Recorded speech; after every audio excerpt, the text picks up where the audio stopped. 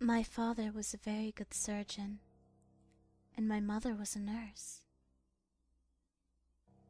I've had a very lifelong interest in blood. Red, thick, sticky blood.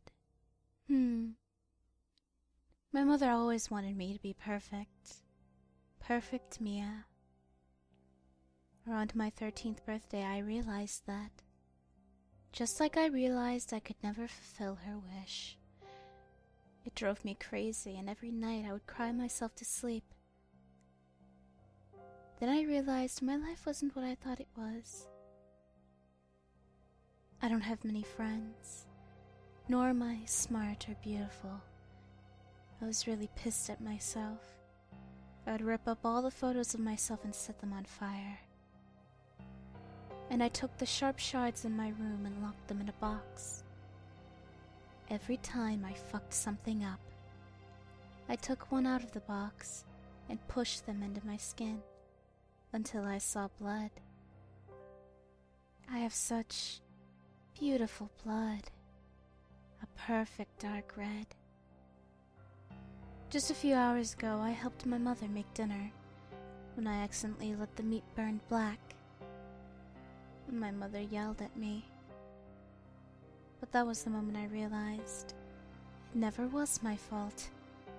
It was not my fault that my parents were never proud of me, that the people didn't want to be my friend, that teachers thought I was dumb, and that the media called me ugly because they think skinny-boned girls are pretty. Mom! Shut the hell up! I screamed. My mother just stared at me for a moment, and then my cheek was beating and red. My mother slapped me. Then silence. My heart was beating very hard. I looked into my mother's eyes. Mom, ever had regret for your acts? I asked her slowly. Her eyes became big. It was clear she wanted to slap me again, but I stopped her. Yes, I stopped her. I took a beautiful knife and stabbed it into my mother's chest as she screamed, "Arnold, help!"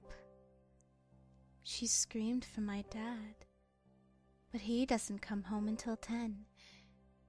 Then she stopped breathing, and then she was dead. My clothes in the kitchen were covered in blood. My curiosity grew as I wanted to know how the blood tasted. The flavor was weird but sweet, and I wanted more. So I cut my mother further open to collect her blood. Now I'm waiting for my dad. He also needs to be punished, and I want to taste his blood. Then the kids at school, and the teachers, then other people.